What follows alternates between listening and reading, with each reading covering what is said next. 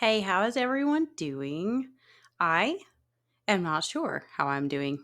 I think I am about to crash and burn, and I also am excited. You ever been super wired and tired? Like, I feel like I'm shaking, and yet I'm tired. I'm excited and burn out. I've been through a lot. It's been a crazy weekend. Crazy day. I'm actually recording this on Halloween. I usually do this stuff ahead of time, but it's been busy. Went to the Ren Fair this weekend in Hot Springs, and that was a blast. Met a lot of really cool people. Uh, and today has been a busy, hectic day. I had to go see my doctor. They gave me another steroid booster. I got double crossed by a black cat right before I got home. I started to cross the road, made it to one side, then went back the other way. And I'm like, is that good or bad luck? I don't know. We have a black cat, Crowley McBinks. So I don't know. It's like, I think they're good luck in many cultures. So maybe it's a good thing.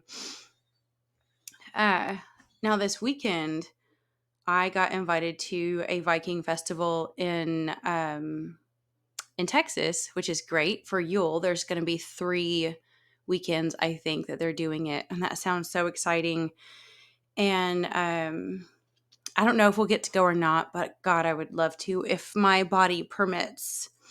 And met some really cool people. The woman who was running the kind of little, Viking, I know people say that's not a culture of people. They use the term. Okay, that's just the term people use to make it easy. There's many words you can use, Scandinavian, Nordic, blah, blah, blah, which I am partly. So the lady there was really cool. And we were talking about something. And when I blurted out, yeah, I don't want the government tell me what to do, she was like, I like you. Here, take this card. I was like, I like you too. So anyway, and I also, it was so strange because last year I went to the Ren Fair and we didn't really like hit it off with anyone per se. Couple of older guys, they're buds. They're really cool. Saw them again this year, and one of them makes amazing shaman drums. I've got to save up for it. I wanted one so bad this year. He does a really good job. It was the only person there that when you hear the drums, it really does give you chills. And he does fire walking and a lot of other things. And I've really got to save up money and get a good drum from him. And then besides that, last year we didn't run into a whole lot. And then this year, a lot of people recognize who my daughter was. She was a character from this band, The Mechanisms. And I just basically went as the real me, just kind of Irish gypsy. And then I know I also ran into a guy who does paranormal investigations in Texas. And I thought that was crazy because that was okay. That's another spooky story in and of itself. I thought about telling that tonight too, but we started talking simply because I touched the pendulums in his booth, and I went, "Ooh, not getting those." And my daughter's like, "Yeah, I know." And he was like, "Bad experience," and I was like, "Oh yeah." Because a lot of people do pendulums, and they just like they would tarot or something, right? And tarot has never bothered me. I've never had a bad experience with tarot. I've never used it to talk to spirits or anything. That pendulum, oh my God. Okay.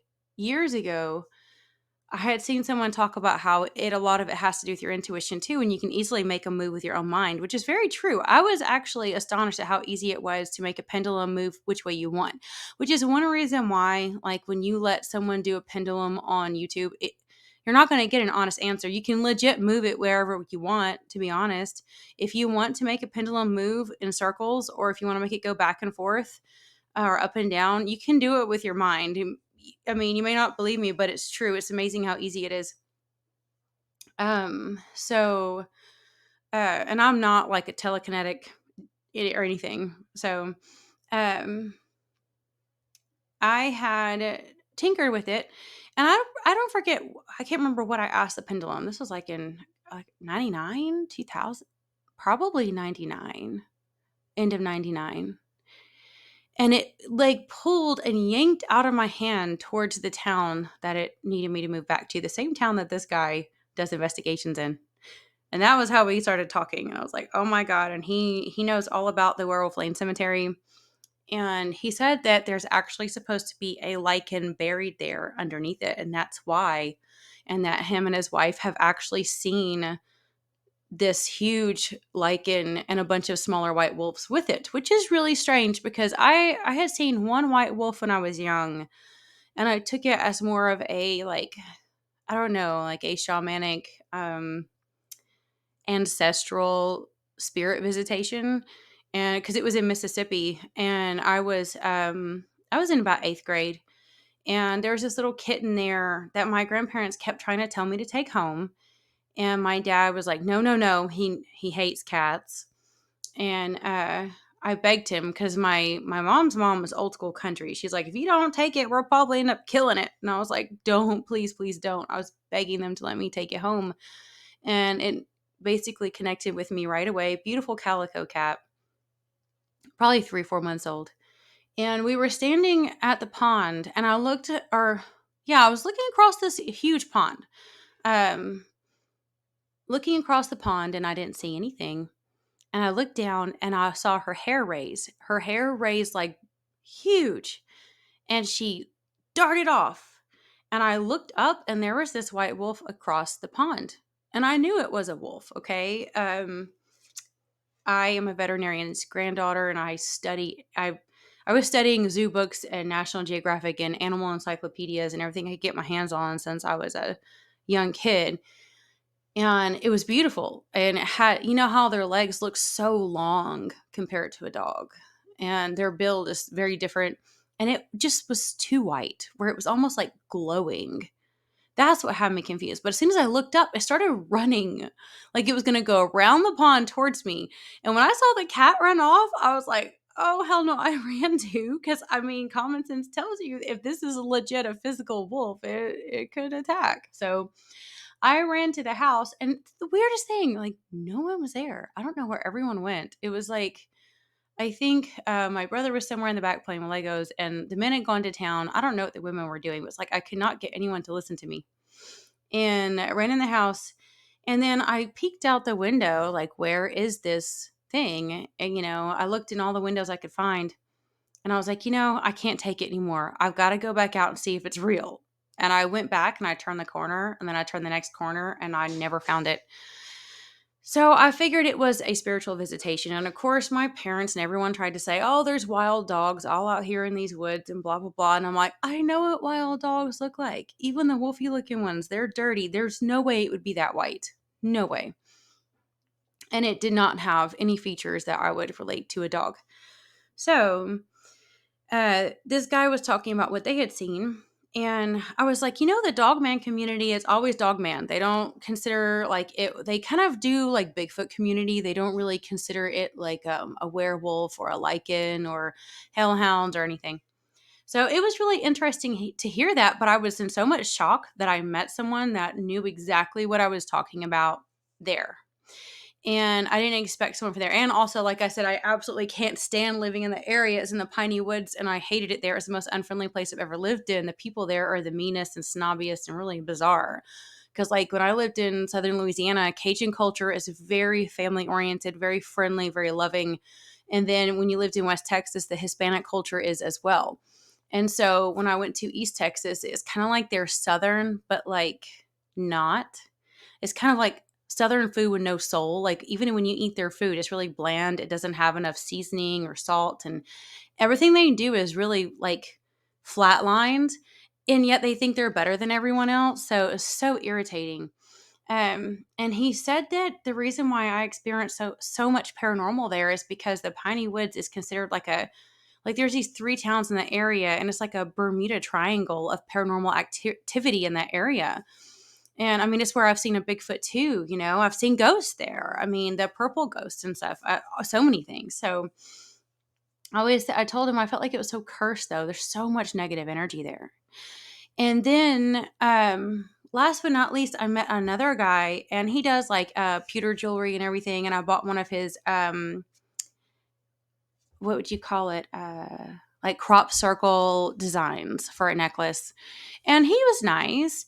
And he definitely has a much more positive view of, UFOs and aliens and everything.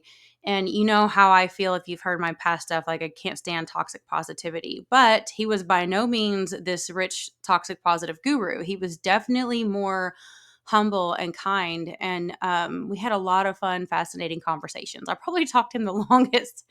I mean, time just flew. And oh, this is what's crazy is the Ren Fair was literally drenched. We were soaked, absolutely soaked. And none of us cared. A lot of the vendors just decided to go barefoot. They legit took their shoes off and walked around barefoot in the mud. And I'm like, these are my people. This is like my soul tribe. I love you guys. And so anyway, we talked for hours and he has so many fascinating stories. And then so do I. His are cooler, but I had some cool ones too. And let me think. But he still knows that there's some bad. He's like he can spot aliens a lot better than me. He's been through a lot more. He's had certain things open certain doors in his mind, but he still says grays are like a mixed bag, and some of them are bad, and some of them are not. You can't really trust them. But he has he likes the Pleiadians and things. I'm still not convinced that Pleiadians are all good, even if they are okay. I know they're supposed to be like a higher dimension. What is it? Higher density, I should say, and have carry a lot of light and stuff. But I still feel like, well, what if they seem like a lot more higher vibration than us, but it doesn't mean that their priorities or their motives are right. And he had mentioned some rogues that had broken free from the Galactic Federation and how there were some humans protecting them from them because the Galactic Federation wanted to pick them up and they were not wanting to leave. And that's the one thing about Earth that is so cool is that we have free will here. And so humans are like, yeah, no, you can't because we're letting them stay. And I was like, I like that. I was like, I like the rogues. Can I hang out with them? I think I like the rogues more. I'm more of a, rogue rebel person like in Star Wars. I don't like the whole empire thing, right? I mean, nobody does, but that's because they make it so blatant in Star Wars, whereas I don't feel like it's as blatant in real life. So there's my crazy weekend so far. Um, and I really wanted to do this, even though I have so many things I want to do this evening. I wanted to see if I could get this out in time, even though I know nobody listens to me yet. One day somebody will. Um, I wanted to go over 3 of the freakiest freaking nightmares that haunt me still. I talk about dreams a lot. Some of these nightmares are absolutely insane. And come to find out, some of these creatures exist and some of these situations exist as usual when I don't know. My dreams get me to look up stuff that I would never knew existed. But I also want to go over kind of how you can use this thin veil for things other than spirits. A lot of people talk about how you can see spirits easier, communicate with the dead easier with this thinning veil and Samhain. But there are so much more you can do with this thin veil because it's thin in a spiritual sense of not just seeing spirits, but also time and space. So I might go over that if I have time. Now, these dreams, these 3 creepiest, some of them are I would say gruesome or just disturbing. The first one, I really have considered trying to write a fiction book off of it because people will do this. A lot of horror, writers use their nightmares as a fiction book. But the technicalities of this, it involves war and submarines and things. And it's just I would have to figure out all the science and technology part. And that is a lot of work. And I don't have the patience for fiction. That's the funniest thing. If people listen to me, even when I was talking to this guy at the Ren Fair, I was like, man, people would think you are freaking crazy if I hadn't experienced some of the stuff that you have. And I'm like, people will think I'm crazy too. They just will. They will think you're flat out crazy unless you've experienced it. So this first dream was so wild. It was years ago. I don't know when it was, but it was a long, long time ago. Maybe 2010. I mean, I want to say it might have been '08. A long time ago. And this was before I understood much about the whole Syria Israel conflict, okay? And had involved a submarine and it involved American and Israeli governments working together. And it was like this creepy horror movie that comes out of this. It's so strange, okay? And it won't make complete sense, and there's no way this could be absolutely factual. But in the dream, they had a ship. The Israelis and the Americans had a ship off the coast of Syria or somewhere. And they were trying to locate a sub. And the sub was a Syrian sub. And I don't know, if it was given to them by Russia. I don't know how all this stuff goes. They're trying to locate the sub. They were going to blow it up. And then they didn't want to blow the whole thing up. They wanted to just blow it up to the point where, like, everyone in there would die, get filled up with water, what have you. So they could go in and steal some stuff, some intelligence. And in the process, um, they wanted to do it in a way where the sub did not know that they were going to blow it up. And instead of, like, these days there's, like, in reality, there's all this technology to kind of disguise yourself. Well, in this case, they had this perfect bomb that is so quiet, but they didn't want it to be tracked. So they actually were going to send a person down to hit the sub with it. And it so easily goes off that the person knew when they brought it and hit the sub, they were going to blow up with it. And they were willing to die for their cause. And so this whole dream, God, it seems like long, like the Abyss movie. It was so crazy. So this person has this bomb strapped to him, like to his chest or something. And he jumps in the water. Like, you can just see it all. It's happening at night. And he starts sinking into the water. And he's like, it's weird because, like, I can see under the water and his back is facing the ground, and his limbs are kind of like floating up above him, and his eyes are open. He didn't even bother to put on, like, any gear to breathe because he knew he was going to die and he knew he would make it in time, right? So he literally just was staring up with the blankest face of, I know I'm about to die.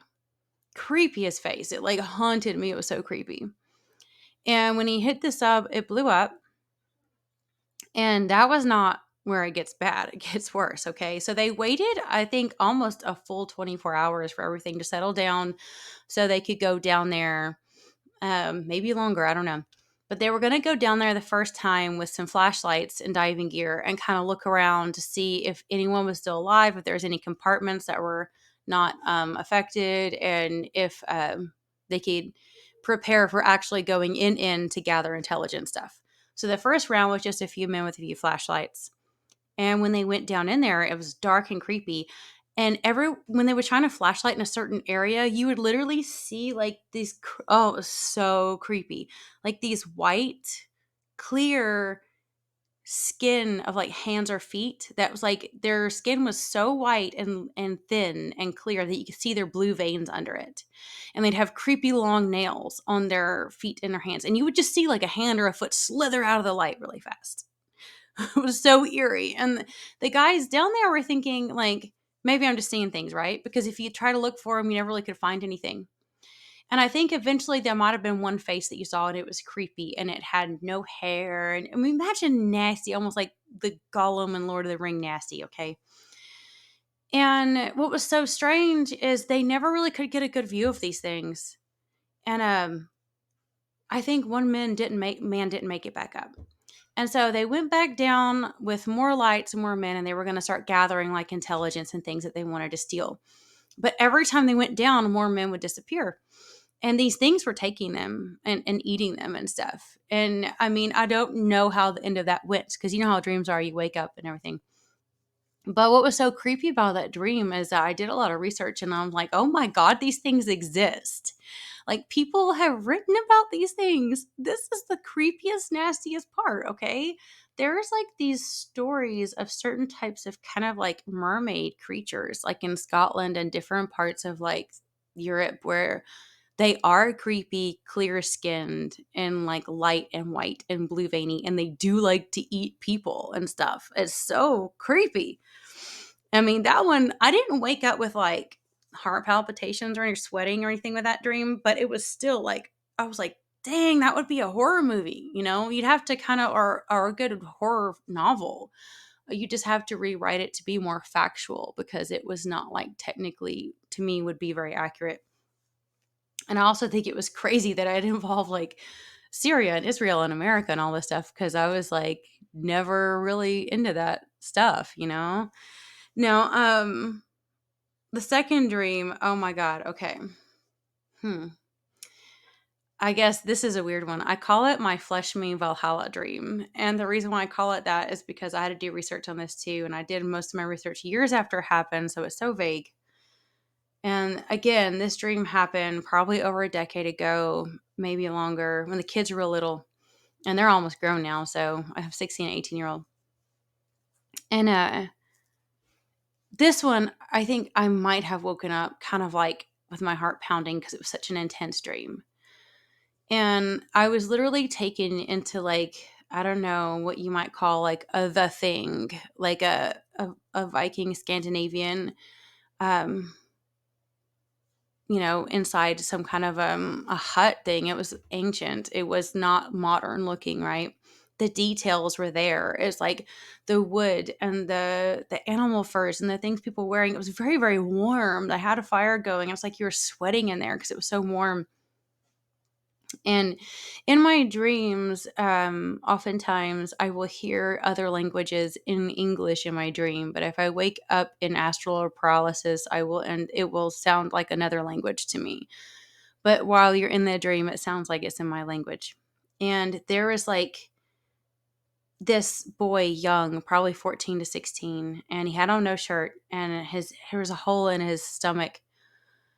And he was yelling at them, like, some people were holding him down. He was sweating, he was upset, he was in pain, and he was yelling at them, flesh me now. And he was screaming it. And it didn't mean flesh me like we think of, like, like skinning an animal. It meant something else. And he was trying to get them to go into his insides and start doing something with his organs while he was alive. And they were like, "Are you sure you want to? This is going to be painful." And he's like, "Yes, I don't want to end up like him. I don't want to end up like him. I don't want to end up like them, like the undead, right? Some undead, these things between the living and the dead." And keep in mind, I didn't watch the Viking shows. I don't even think they were out then. If they were, I didn't know they existed. I didn't even know I was Scandinavian then. Hadn't done my DNA until years later.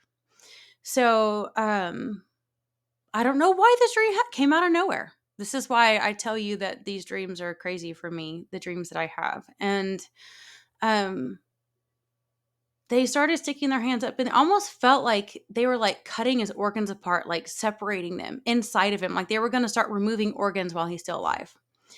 And it felt like he was so afraid. He had seen something so horrible that he was more scared of what would happen to him if he didn't die right. Like, he had to make sure he died right so that he didn't come back as something inhuman, something unnatural. And it was really intense. There was an older man that had just died next to him too, and that wasn't who he was talking about. It's like they knew someone that had not died correctly, and they had come back. And just the intensity of that dream. Like, I don't even know if I can give much details besides just watching them do that to him and him screaming, "Yes, flesh me. I want this done." And he's standing there and is, shaking, and his eyes are determined. And he's like, his fear of the undead was bigger than his fear of the pain. And it was so creepy to watch. I mean, when I woke up, the anxiety and the trauma of, oh my God, like, that was so insane. Anyone would go through that kind of pain willingly. And of course, it did get me to start studying this kind of culture and realizing they have zombie stories and they have undead myths, which to me may not be myths at all. They might have truly experienced these things. And also, some of them really want to be able to go to Valhalla or somewhere. Maybe he wanted to make sure he didn't die as a coward or something. I don't know. But I do know that that dream felt so real, like I was really there. And I would say my third dream, and this one I did wake up with like pounding heart. This was not that many years ago. Pounding, racing heart, eyes wide open, and you're just like literally like scared when you wake up. And I had been on, Vic Cundiff's show a few years ago and talked about my dogman experience, and it never really scared me. And he was like, "Well, contact me if you ever start having nightmares or they start telepathically bothering you or anything," because a lot of people have these experiences where if you have seen a dogman or werewolf or what have you, sometimes they kind of like haunt your dreams, and some people have actually had PTSD from it. And I was like, okay, cool. But every so often, I do have a scary dream of a dogman werewolf thing where I do wake up a little scared. It was usually not that bad. Most of the time, I actually have dreams. I've had several dreams where I've had men. I was weird. They always look like they were Vietnam War veterans, but younger. Like they didn't age, almost like they were permanently in their 40s or something. And they somehow would turn into werewolves and then save me. And that was weird. I'm like, I think there's something to that. Like some of them must have had some experiments or something happen to them. But uh I will say that this dream really did spook me, and I'll have to give a backstory on this property too, because my parents had bought a property in the Ozarks, and I don't want to give too much away for like privacy of other people, but literally you can see from a window in their house where there was an old hunting cabin, and um, the father had accidentally run over the son in that area that owned the land there.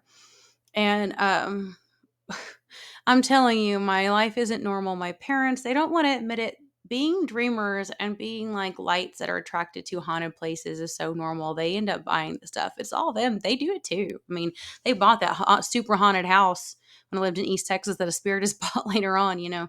And so, whether they want to admit it or not, it's like this. So, uh, the top room where there's this window, they kind of have a split level house. So it's like the bottom room in that corner doesn't have a window, but the top one does. And all three, me and both of my kids, have had sleeping paralysis in that room. And my parents, they're like, oh, well, we're super Christians and we're all prayed up and there's Bible verses in this house and da da da da da, and we'll pray over it and all this stuff, right? But we've all had at least one episode of sleeping paralysis. None of us like sleeping in that upper room. And the only thing I can think of is that like the spirit that died there is not at rest, and it kind of like sees that window and it like projects energy into it or tries to go there, try to get some kind of attention, right? If it's not that ghost, there's something in that room, because my parents have some ancestral photos in there of a lot of dead ancestors. So that could be another issue. Um, all the way back to the 1800s. My great great grandparents are in there, so it could be that as well. Um, but anyway, I was in the bottom room, which is kind of like those are almost like partly underground. And the night before we had gotten there, it was around Christmas holidays, and this is before I had, kind of like severed ties with a lot of family. And I was with my ex, and we were just so happy to be there to celebrate for Christmas. And he had put a Bigfoot sticker on my vehicle, which I really wasn't crazy about. I don't know why he felt like he had to prove something. Maybe because I had worked with a Bigfoot hunter at my last place I worked in. So he was putting Bigfoot stickers on all of our vehicles and stuff. And I was like, well, I like Bigfoot a lot, but you've never even seen one. Like, why are you doing this? And he's like, well, I had a friend that died that I liked, and he was into all this stuff. And I was like, okay, but are you? So I think it was more of like a him trying to like claim me, like like he was like, I don't know, it's a territorial thing. He's one of those weird people that want to act like he's involved in stuff that he's not. And um anyway, so there was a Bigfoot sticker on my vehicle, and I was wearing my fun Arkin Squatch, 2020 hoodie, which I thought was really cute because, there's so much fighting and bickering over politics. So I like buying like stupid stuff that has nothing to do with either side. Like I have one that's like vote Crowley from our supernatural convention we went to, um, from Crowley and the supernatural show. And then this one was like basically a vote for Bigfoot in 2020, right? So I had on in his camo, and I had that hoodie on, and I was so happy to be out. We probably had a few drinks, and we went out to the road to kind of see the light of the moon and stuff better. It was a wonderful night. Went out there, and I just was so happy and felt so free. I kind of twirled around a little bit, kind of howled a little bit out in the air, just having fun, right? And I think I ticked off some, I don't know what you want to call them, dogmen, lichens, hellhounds, have at it, werewolves, whatever you want to call these things. Because if you go and listen to people in the cryptid community that deal with a lot of Bigfoot and dogman stories, they don't like each other. Okay? So I must have ticked them off. And I like went to sleep that night, and oh my god, like this dream was all of a sudden at the back fence. There was all like the sheriff's department were standing outside the back fence facing these huge dogmen, and they were all shaking in their boots. And there was this whole row of dogmen. I mean, like 7 or 8 of them. And they're standing, and they're like literally, 4 or 5 feet taller than the humans. Easy. And they're staring down at them all. And they have these huge shoulders, and they're all like breathing kind of heavy. And they look like angry, like they're like bloodlusting, like so ready to come in our house and attack us. And what one of the head sheriff guys was saying is, you can't kill us all. Like if we weren't here, you could kill the whole family and no one would know. They would just consider it a typical murder suicide or something and write it off. But if we all stand here, you can't kill all of us. Like if you killed all of the sheriff's department, people would know something is up and they would go looking for who did it. And all the dogmen knew. It's like, okay, like only thing between killing this whole family and getting what we want is these guys, because we don't want people to find out that we're out here. And they're heavy breathing, and they're just so ready to get us. And we were kind of trying to hide in the safe room, and it was just so creepy. I mean, it was the energy of that dream. I woke up with my heart pounding. I was really freaking out. And I was like, dang, I don't usually have dreams where they're that intense, and they really, really are upset with me. And I was like thinking, like, why would they be mad at me? And I started going through my head, like, was it because I wore the Bigfoot stuff and blah, blah, blah, blah, blah, right? And so I was trying to see if I could pick up on anything telepathically. Like, I was like, why? Why would you be mad at me? And I was like, I don't mean you any harm or something. I don't remember what exactly I said telepathically, but I felt like something said back as like, like, I'm sorry. I didn't want to I didn't mean to go so overboard, but we just have to make sure like that you're not going to I guess cause trouble or bring in, I don't know, something Bigfoot or something. I don't know. It was a very, very weird experience. And I didn't feel so scared after I kind of telepathically tried to locate the source and be like, why are you, upset with me? Like, I don't want to bother you. I love dogmen as much as Bigfoot. So, I mean, literally, I don't want to bother you guys, right? And after that, I felt like whatever it was wasn't angry with me anymore. And so I was able to kind of rest and go back to sleep, but it wasn't easy at first. And now I have seen places on my family's property that definitely look like what people would call Bigfoot stuff, where you can see the limbs woven up like a teepee. What's weird is there's some show recently that I was going to try to watch. Oh my God. I don't know if you guys have seen it. I forget the name of it, but it's so funny because these guys are such idiots. They act like they're Bigfoot hunters somewhere in the Northeast. And like, it made me think of ghost facers on Supernatural, because they're like, oh, we're really tough. And they're trying to wear like these suits and stuff. And they'll show scenes of them like jumping over tiny streams and like crawling, acting their out, jumping back and forth. Like, I was like literally the fakest, silliest shit I've ever. I was like, you guys are total idiots. You're trying so hard to act like tough big guys and you're dweebs. Like, it was just awful. And one of the examples that they had of the teepee thing was not good. Like, it was obviously man-made.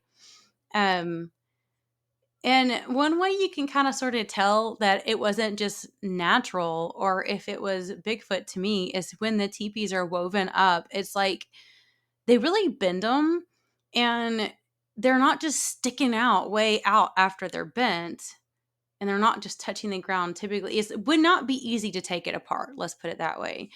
And I've never seen them just sticking straight out several feet past the teepee. They almost always seem to, like, at least some of them are going to be bent and then crimped and tucked into like another tree or another branch somewhere else. And they have it really set up where it's not going to be easy for it to, like, um be moved by weather or whatnot. So I don't know.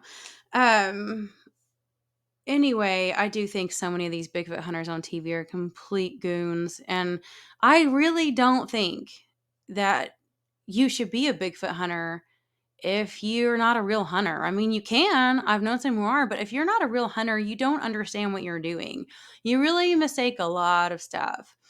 And if you can't even track deer, if you don't even know how to do basic hunting skills and what nature sounds are normal and what are not, like, a lot of times, oh, that's Bigfoot. And it's like, okay, do you know the sound that a bobcat makes? Do you know the sound that a cougar makes? Do you know the sound that several owls make? I mean, even foxes, even deer, okay, like, snort and scream and do all kinds of stuff. It's like, if you don't know nature, you don't have any business pretending that you're a hunter at all in any way, shape, or form.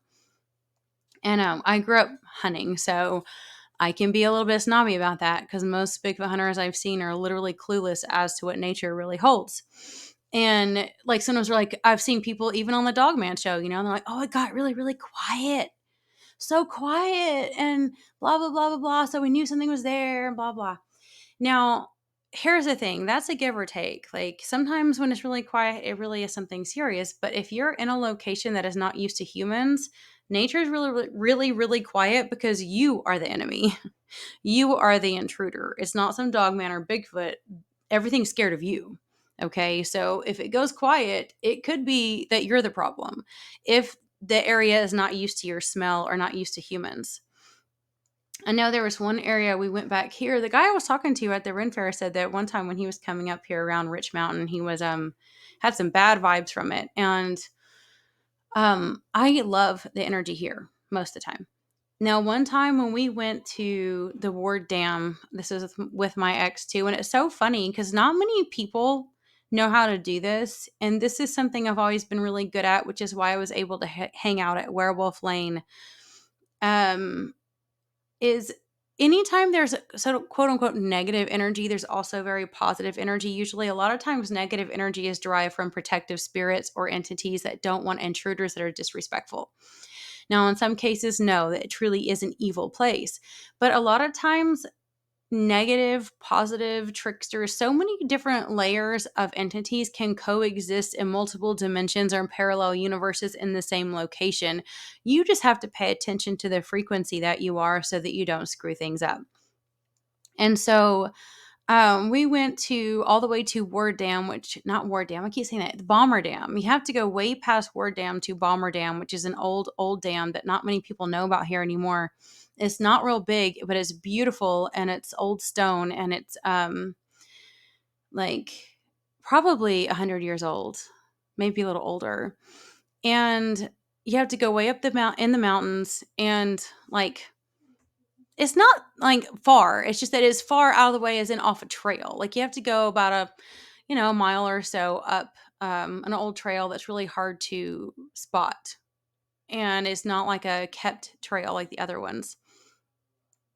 And one day we were going up there and my ex is already really spooked out about the water treatment plants all spray painted up. I need to put some videos up of that. I have got some really good ones with me and my daughter and stuff.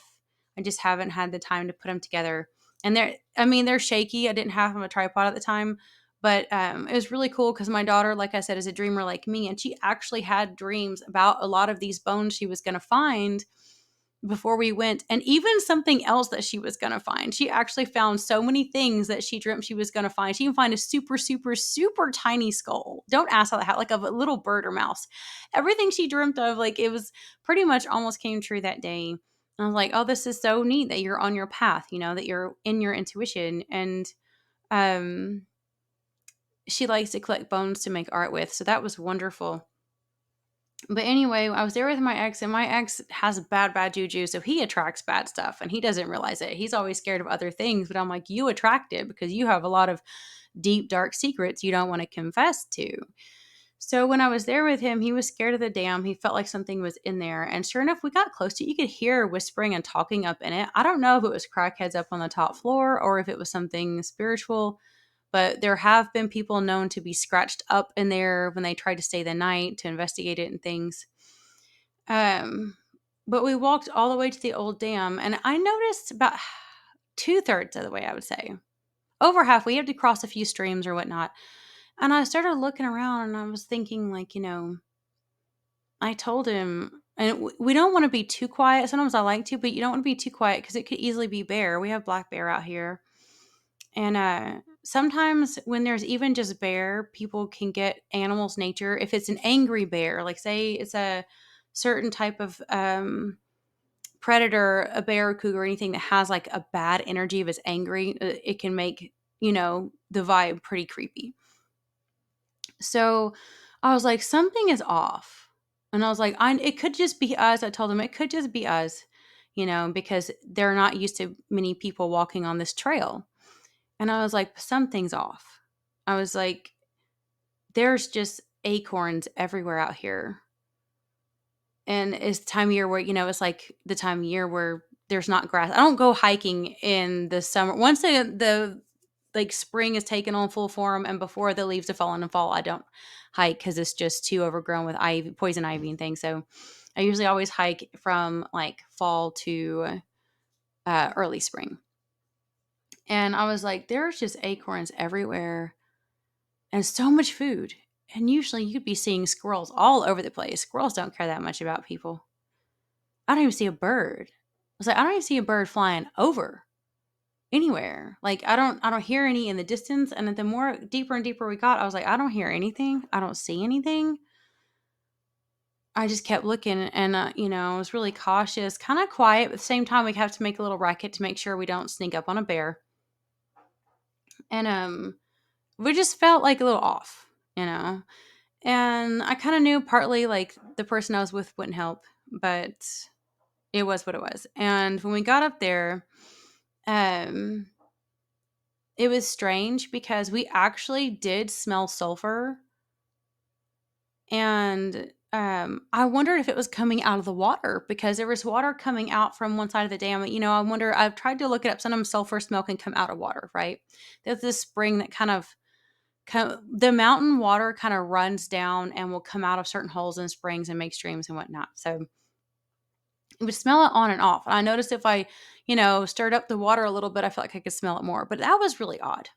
And what was even creepier is we like to picnic on that dam. It's really beautiful stone dam. And so you can sit there and kind of eat and everything. And I sensed something still kind of watching us. And you can look up this kind of cliffside. It almost looks like there's a little cave way up there. There's no way you can get to it. And we even heard what sounded like a very distinct, creepy growl of like agitation. That was bizarre.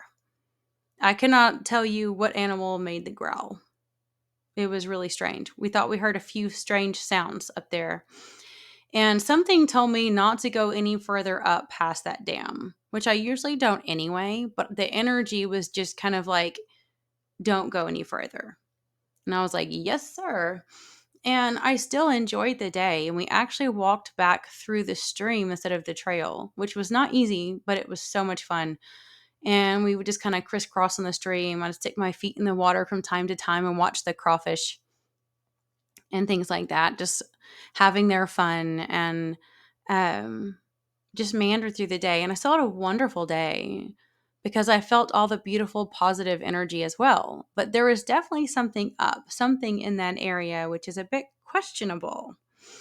Now, before I wrap things up, I do want to talk a little bit how you can use this lovely energy of Samhain, whatever you want to call this day, and this season, because the veil has been thinning, and they say it's thinnest tonight, but I say it does definitely stay thin until uh, the winter solstice until the days start getting longer. You can really utilize this thin energy for so much more than just trying to communicate with spirits or ancestors. And with me, I noticed that it was easier for me to kind of like recall past lives in this time period. So, if you have been wanting to do past life regressions, it might be a good time to do that. Also, if you want to try them on yourself, or when you're kind of falling asleep, or if you wake up during the night, it's a really good time to replay any dreams you have where you think it could be a past life. And sometimes, if you do, when you're really asleep between sleep and awake, your mind actually starts to put more pieces together and remember more parts of it. And some people will be like, well, how do I know the difference in between what's real and what's imagination?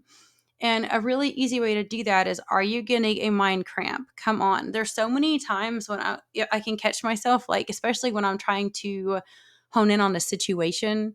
It's always been a habit of mine to kind of psychically kind of hone in and kind of look at certain situations to see how it's going. And if you were like kind of like squeezing too hard in that brain of yours to figure things out, you are using your logic and your imagination, and you are not using a psychic abilities or intuition. Because the truth is easy. It's a light yoke. It's not a heavy yoke. It's not a heavy burden. It should be very, very easy. It should just kind of fall into your mind very comfortably. Is the difference in between watching a movie and trying to write a book. So I don't know if that can help any of you, but that's how it works for me. And so you can watch these things, and you can write them down. You just take it with a grain of salt. You don't have to just assume, oh, these are my past lives. But it helps if you put these pieces together and look at it subjectively and go, it's possible. It's also possible that this is just my mind's way of coping with certain suppressed trauma or memories, right? I mean, you can look at it however you want. A lot of people have even said, like, if you do like quantum meditations to try and heal past situations, um, that whether or not it was ever real or not, your mind might be able to glean from it and balance itself out. And it's like I said in my past lives video I have on YouTube. I had put these pieces together over several years, decades of dreams that I had. And when I started writing down my past lives in order, I saw a pattern here where whatever I really hated about one life, I did not have it in the next life. And it didn't make you any happier. And so that's how I realized more that I was probably onto something, and I really was remembering my past lives, because I didn't put this stuff together ahead of time. I didn't have any, I don't dream my past lives in order. And so it's so weird, because I know a lot of people's perception of karma and past lives comes from very, very, very old belief systems in India and areas, okay?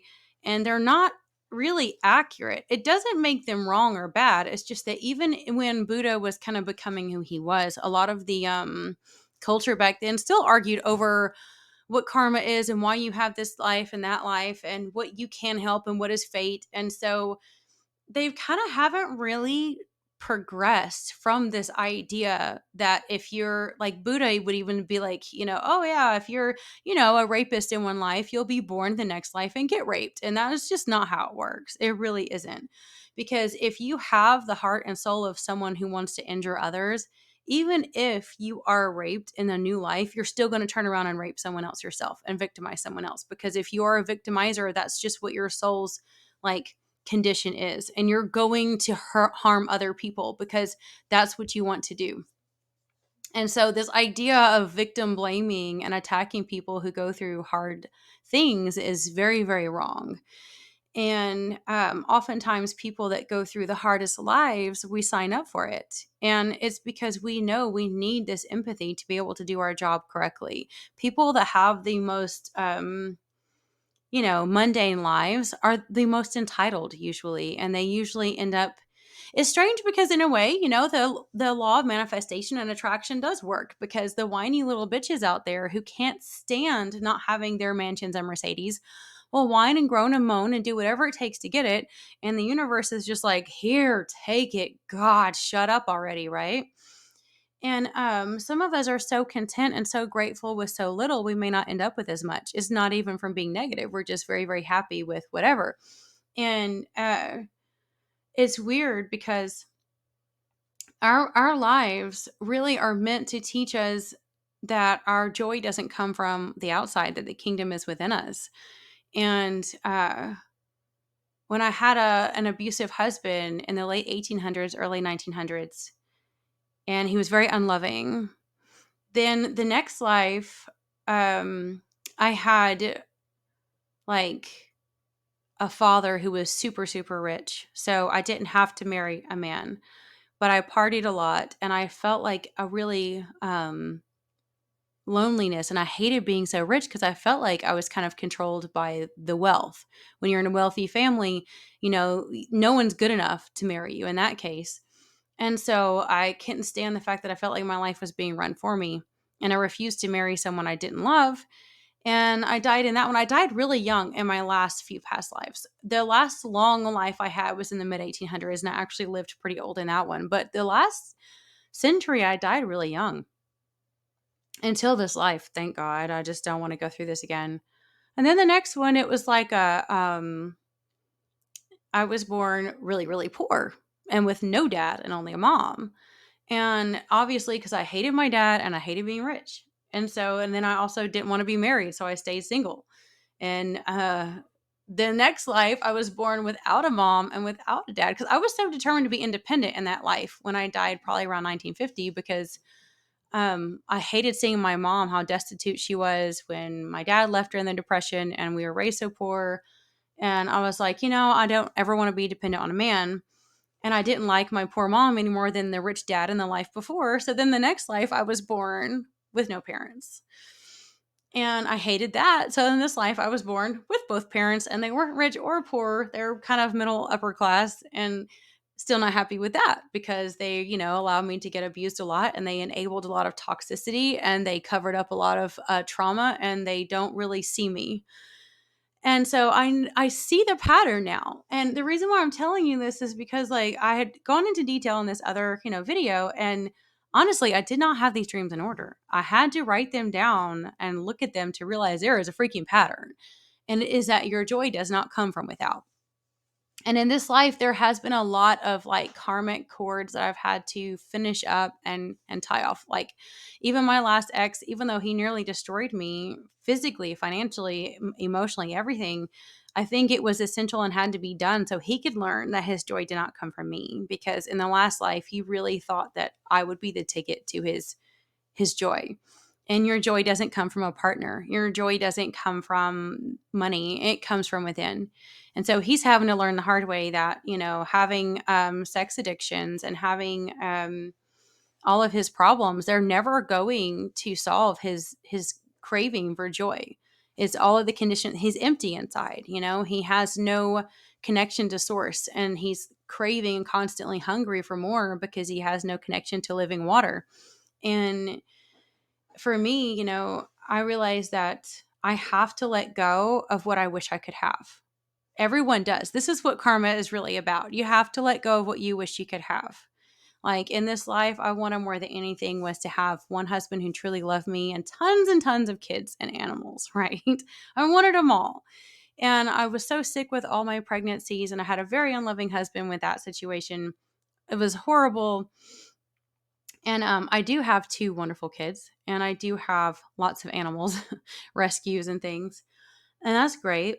But I have to remind myself, as much as I love babies and I love holding them, and I'm really good with babies and animals before like even they're old enough to talk. I'm really good at nonverbal communication because I just don't think like normal people do. I prefer animals and babies that communicate with energy than just words. And even though I love them all, at the same time, it's like I know I have to let go of thinking that that's what would make me happy. I don't want to come back just to be one of those moms that have 10 kids on YouTube, okay? I don't. Like I love babies, I love animals, but I don't need to come back and find joy in that. And I'm having to learn that the hard way, and I'm grateful that Spirit has let me remember these past lives so I don't repeat those mistakes. And I think a lot of other people need to change their perception of karma. And so with this thin veil, you can use this to your advantage to help heal your karmic wounds. See what you have been lacking. See where time and space is thin at this veil, so that you can look beyond the normal and see what patterns you have that may be causing you to repeat cycles that enable you to not fully live the potential you're meant to live, so you don't have to repeat the test. And any way you want to do it, whether it's past life regression or, meditation, or just like praying to spirit that he opens the doors to understand what your path needs to be, really utilize this time of rest, because in nature, we're meant to rest. We're meant to be at peace. We're meant to soak in and enjoy the fruits of our labor. Look at our harvest. What harvest did you have for this year? And take this time to rest. Our modern matrix, coercive, tyrannical society and government, this miasma, as they call it in, shamanism, this cultural, societal like conditioning of false reality has taken us away from what we're meant to do in this time of year, where we're meant to slow down and really look back and really absorb, be like the trees, and go into a deep state of almost hibernation and go within and find yourself. This is a wonderful time for that. Even though Samhain's supposed to be a great time for seeing spirits and whatnot, because the veil is thin, I have no interest in playing around with spirits. If they need to come to me for something, it's fine, but I don't go looking for it. So I think I want to wrap things up because it's pretty late. I am so tired and the night is only beginning. I don't know if I'll get this out in time. So for now, I love you and bless you. Until next time.